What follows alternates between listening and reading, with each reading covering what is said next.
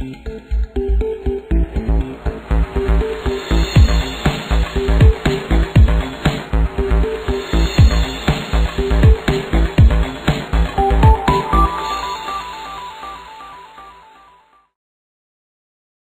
cette capsule, nous nous concentrons uniquement sur les particularités de la saisie d'une inscription entreprise-fonds de commerce. Pour toute information supplémentaire sur les autres champs, nous vous invitons à consulter les capsules 3.1 à 3.8, Saisir une nouvelle inscription unifamiliale. Pour débuter votre nouvelle inscription, il faut sélectionner la catégorie propriété commerciale ou industrielle ou vente d'entreprise dans le menu déroulant sur la page d'accueil de l'outil. À la page Informations préliminaires, vous devez sélectionner le genre de propriété parmi les options suivantes: commercial, industriel ou entreprise fonds de commerce. Pour cet exemple, nous allons sélectionner entreprise fonds de commerce. Au champ style, vous devez préciser s'il s'agit d'une bâtisse ou un local. Bâtisse est un bâtiment destiné à un usage commercial. Local, partie intérieure ou pièce d'un bâtiment aménagé pour recevoir un commerce, un bureau, une industrie ou un entrepôt. Lorsqu'il s'agit d'une vente d'entreprise excluant tout immeuble, vous devez sélectionner local. Pour permettre la mise en marché dans le système centriste, un bail doit être attaché à la vente d'entreprise.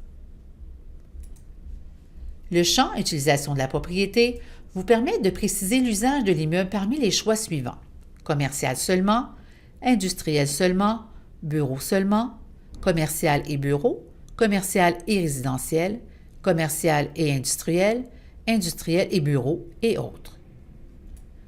Remplissez les autres champs de la page et pour plus de renseignements sur ceux-ci, vous pouvez en tout temps vous référer au lexique immobilier ou consulter la capsule 3.2 Informations préliminaires. Remplissez les champs de la page Description légale et pour obtenir des renseignements sur les champs de cette page, nous vous invitons à consulter le lexique immobilier ou les capsules 3.3 Description légale et 9 Positionnez votre inscription sur la carte.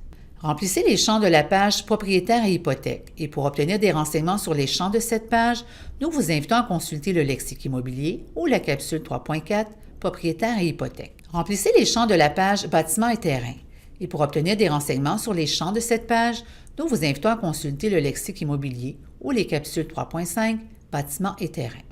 La page Description commerciale contient l'information qui définit l'utilisation de la propriété commerciale, industrielle ou vente d'entreprise.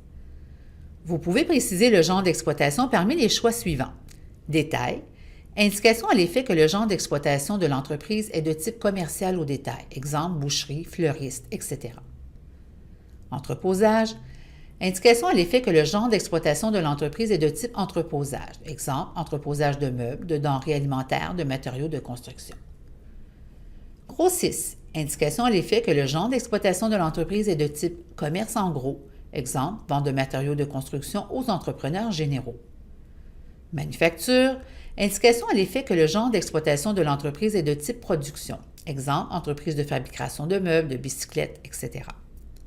Service, indication à l'effet que le genre d'exploitation de l'entreprise est de type service aux particuliers ou aux entreprises, exemple, comptable, notaire, assureur, coiffeur.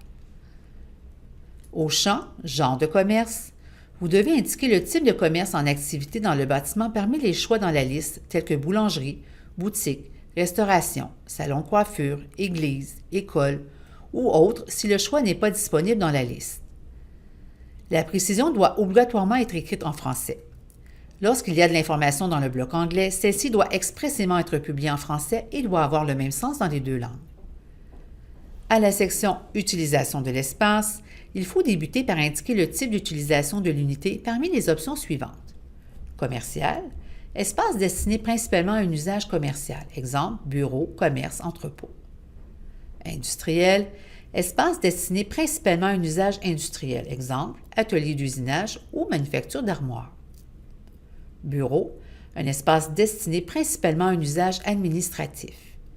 Et entrepôt, un bâtiment ou espace d'un bâtiment qui sert de lieu d'entreposage. Il faut indiquer le numéro de l'unité ou du local de l'entreprise, la raison sociale, la superficie pour chaque unité, ainsi que la date de fin du bail, le loyer mensuel ou la valeur locative, l'option de renouvellement du bail et le nombre d'années. Lorsqu'aucune date de fin de bail n'est prévue ou qu'il n'existe aucun bail, vous pouvez sélectionner les options suivantes au champ Code d'échéance. Concierge, l'unité est occupée par le concierge de l'immeuble. Mois, l'unité peut être louée un mois à la fois avec ou sans bail. Propriétaire occupant, l'unité est occupée par le propriétaire. Sans bail, il n'existe aucune entente écrite entre les parties définissant les modalités d'occupation de l'unité à louer ou louer. Vacant, l'unité est disponible pour la location-occupation par le propriétaire. Pour le loyer mensuel, vous devez préciser le type de location qui prend en considération les conditions prévues au bail parmi les options suivantes. Net. Un bail net prévoit généralement que le locataire acquitte l'ensemble ou une partie des frais d'exploitation et d'entretien de la propriété.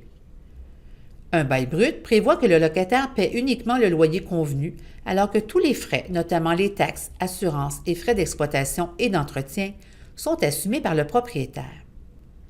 Autre. Vente d'entreprise. Il faut aussi cocher la case vente d'entreprise. Vous pouvez préciser l'année du début de l'exploitation, indiquer oui au champ franchise s'il s'agit d'une franchise et la date de l'échéance du lien contractuel avec le franchiseur. S'il existe une option de renouvellement de la franchise, veuillez indiquer oui et entrer le nombre d'années possible pour le renouvellement du contrat de franchise. Le bouton « Inclus selon le bail » vous permet de préciser les éléments inclus ou exclus au montant du loyer mensuel parmi les choix suivants: chauffage, électricité, eau chaude, taxe d'eau, pelouse, déneigement, taxes, nombre de stationnements intérieur-extérieur ou autres. Le bouton « Détail de l'unité » vous permet de préciser le type, la superficie et la hauteur libre de l'espace. Veuillez noter que vous pouvez saisir un maximum de 5 unités dans cette catégorie en utilisant le plus vert. Vous devez saisir la propriété dans la catégorie « Propriété à revenu » si l'immeuble comporte plus de 5 unités en location. Nous vous invitons à consulter la capsule 5.2 « Propriété à revenu commercial ou industriel » pour obtenir plus de renseignements. La section Logement résidentiel contient l'information relative aux revenus générés par la location d'unités de nature résidentielle. La section Espace additionnel vous permet de décrire un espace de rangement, un garage ou tout autre espace additionnel disponible avec l'immeuble. Pour obtenir des renseignements sur les champs de cette page, nous vous invitons à consulter le lexique immobilier. La page Revenus et dépenses d'exploitation contient l'information relative aux dépenses reliées à l'exploitation d'une entreprise. Vous pouvez préciser vos différents types de revenus d'exploitation annuels et le chiffre d'affaires annuel se calcule automatique selon les valeurs saisies. La saisie vous demandera d'indiquer la date de fin pour l'année d'exercice financier. Vous pouvez aussi préciser vos différents types de dépenses d'exploitation annuelles. Indiquez oui si la liste de l'équipement de l'entreprise est disponible aux fins de consultation et inclus dans le prix de vente demandé. Indiquez oui si un bilan financier faisant état des actifs et des passifs est disponible aux fins de vérification. La page Taxes et dépenses contient l'information relative à l'évaluation municipale de la propriété, de même que le détail des taxes et dépenses annuelles. Les données de cette page ne sont pas obligatoires s'il s'agit d'une vente d'entreprise excluant l'immeuble, mais rattachée à un bail. Pour obtenir des renseignements sur les champs de cette page, nous vous invitons à consulter le lexique immobilier ou la capsule 3.7 Taxes et dépenses. Remplissez les champs de la page Informations complémentaires caractéristiques et pour obtenir des renseignements sur les champs de cette page, nous vous invitons à consulter le lexique immobilier ou la capsule 3.8 Informations complémentaires caractéristiques. Il est important de ne pas oublier de sauvegarder les changements à votre inscription en cliquant sur l'icône de la disquette bleue si le statut de l'inscription est incomplet. Veuillez noter que l'inscription sera sauvegardée temporairement pendant un maximum de 5 jours à partir de la première sauvegarde. Toutefois, si vous avez terminé de saisir les données de la propriété, cliquez sur le crochet vert pour soumettre votre inscription.